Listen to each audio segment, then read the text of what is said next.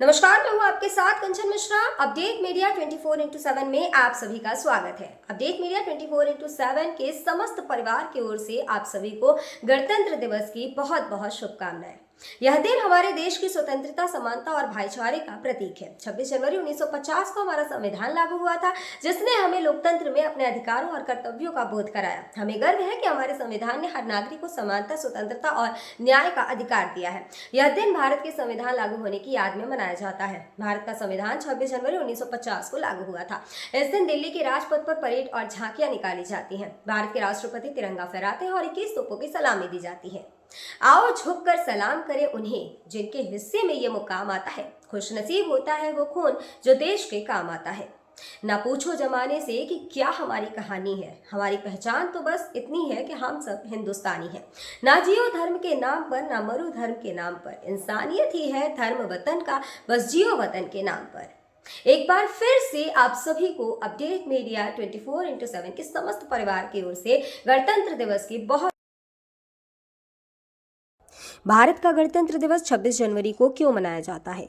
जैसा कि आप जानते हैं कि गणतंत्र दिवस हमारा राष्ट्रीय पर्व है जो 26 जनवरी को मनाया जाता है। हर साल गणतंत्र दिवस के दिन भव्य परेड का योजना बनाया जाता है जो इंडिया गेट से राष्ट्रपति भवन तक होता है। इस परेड के दौरान थल सेना, वायुसेना और नौसेना के जवान शामिल होते हैं। इस परेड के दौरान तीन सेनाओं के प्रमुख राष्ट्रपति को सलामी देते हैं। यही नहीं, इस दिन तीन सेनाएं आधुनिक हथियारों का प्रदर्शन भी करती हैं जो राष्ट्रीय शक्ति का प्रतीक है। लेकिन आप जानते हैं कि गणतंत्र दिवस 26 जनवरी को ही क्यों मनाया जाता है? दरअसल 1950 ईस्वी में मुझे भारत सरकार अधिनियम को हटाकर भारत का संविधान लागू किया गया था। संविधान को लागू करने के लिए 26 जनवरी का दिन इसलिए चुना गया क्योंकि साल 1929 में दिसंबर में लाहौर में भारतीय राष्ट्रीय कांग्रेस का अधिवेशन पंडित जवाहरलाल नेहरू की अध्यक्षता में हुआ था। इस अधिवेशन में प्रस्ताव पारित कर इस बात की घोषणा की गई कि यदि अंग्रेज सरकार द्वारा 26 जनवरी 1930 तक भारत को स्वतंत्र देश का दर्जा नहीं दिया गया तो भारत को पूर्ण रूप से स्वतंत्र देश घोषित कर दिया जाएगा। जब अंग्रेज सरकार ने कुछ नहीं किया तब कांग्रेस ने 26 जनवरी 1930 को भारत को पूर्ण स्वराज घोषित कर दिया।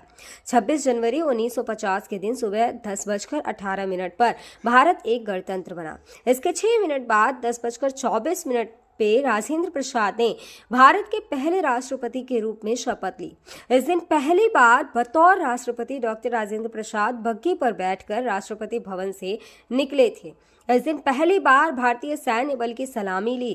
पहली बार उन्हें गॉर्ड ऑफ स्वामित्व दिया गया था। गणतंत्र दिवस के दिन भारत में राष्ट्रीय अवकाश भी घोषित किया जाता है।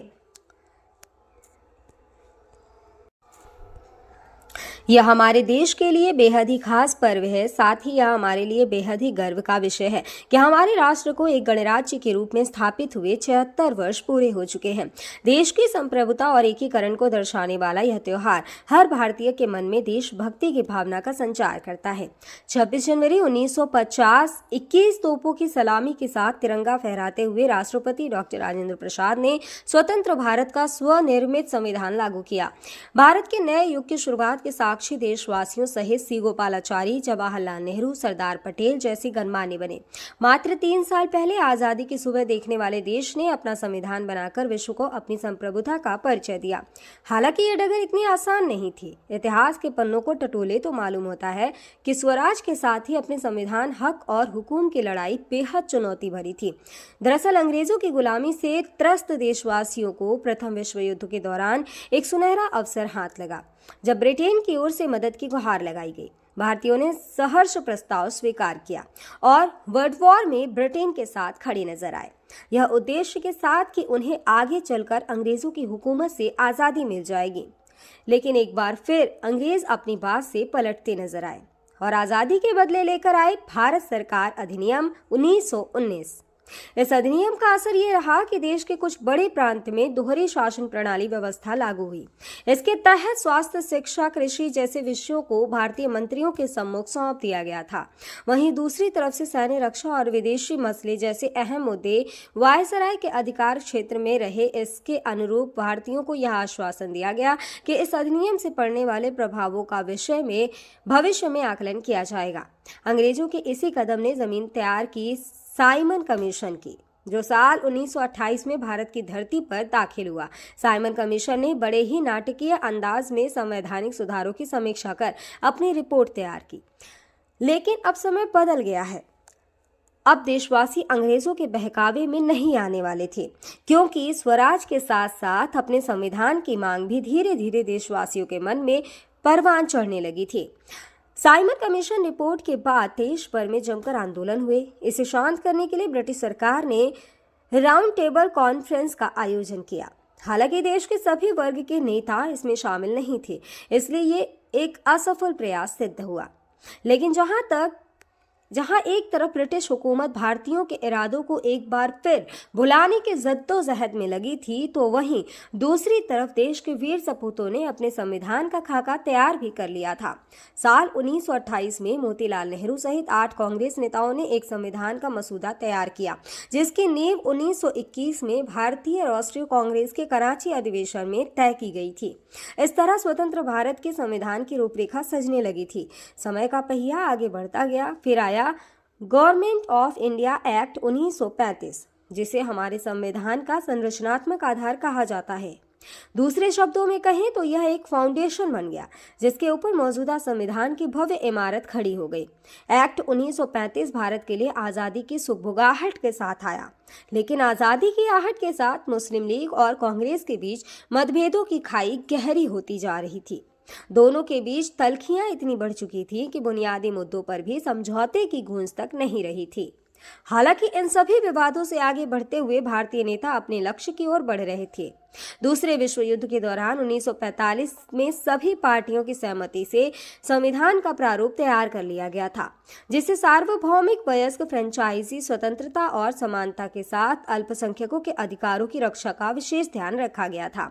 इसके साथ ही भारत छोड़ो आंदोलन और आजाद हिंद फौज की निर्भीकता ने अंग्रेजों ने भारत में अनंत काल तक राज करने का सपना चूर चूर कर दिया था।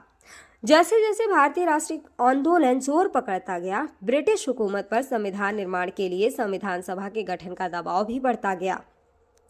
इस गहमा गहमी के बीच आखिरकार 9 दिसंबर 1946 में नई दिल्ली के संवैधानिक हॉल में संविधान सभा की पहली बैठक हुई, जिसमें महात्मा गांधी को छोड़कर उस वक्त की राष्ट्रीय आंदोलन से जुड़ी करीब हर बड़ी शख्सियत शामिल थी, जिसका मुस्लिम लीग ने भारत को 2 हिस्सों में बांटे नए मुल्क पाकिस्तान की मांग को लेकर बैठक का बहिष्कार किया। लिहाजा पहली बैठक में कुल 207 सदस्यों ने हिस्सा लिया, जहां सभा के सबसे वरिष्ठ सदस्य डॉक्टर सच्चिदानंद सिन्हा को सभा का अस्थायी सदस्य चुना गया। हालांकि 2 दिन बाद 11 दिसंबर को डॉक्टर राजेंद्र प्रसाद सभा के अध्यक्ष निर्वाचित हुए और डॉक्टर HC मुखर्जी और VT कृष्णमाचारी को सभा का उपाध्यक्ष बनाया गया। इसी कड़ी में आया सुनहरा दिन 15 अगस्त 1947 का, जब गुलामी की बेड़ियों को तोड़ भारत ने आज़ादी की नई सुबह देखी। देशवासियों में जोश भरते हुए आज़ाद भारत के प्रथम प्रधानमंत्री जवाहरलाल नेहरू ने बुलंद आवाज में देश को संबोधित किया। इतिहास के पन्नों में यह भाषण ट्रस्ट विद डेस्टिनी नाम से दर्ज हुआ। इसके साथ ही तेज हुई संविधान निर्माण की प्रक्रिया। आज़ादी के बाद चुनौतियों में इजाफा हुआ। संविधान पर सामग्री की कमी थी, लेकिन उसका सही चयन और उचित व्याख्या का काम बहुत जटिल था।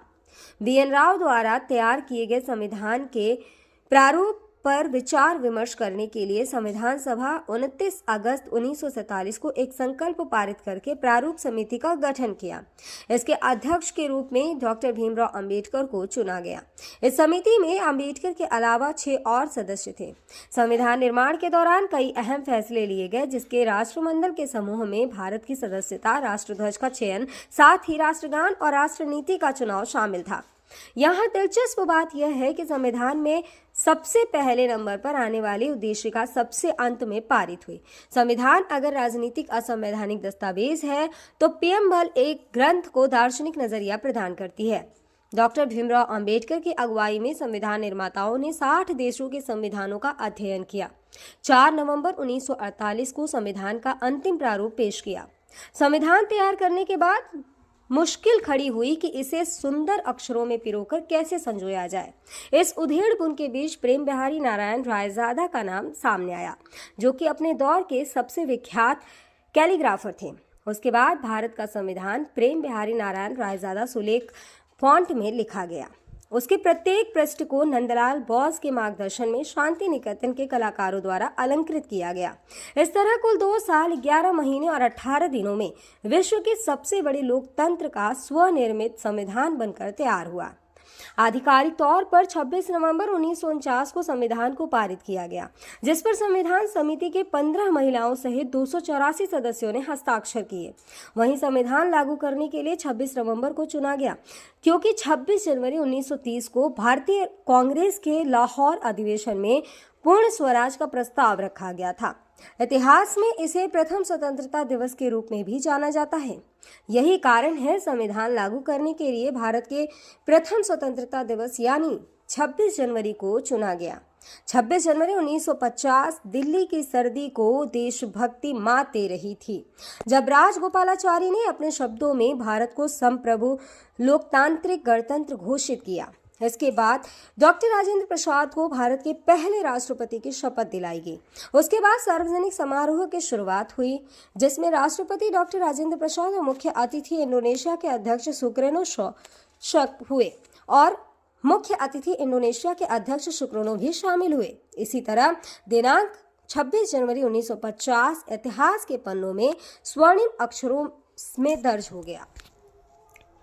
ग्राम रुदावली ब्लॉक नदी गांव जनपद जालौन प्रधान जाकिर हुसैन की ओर से समस्त गांव वासियों, नगर वासियों और देशवासियों को गणतंत्र दिवस की बहुत बहुत शुभकामनाएं।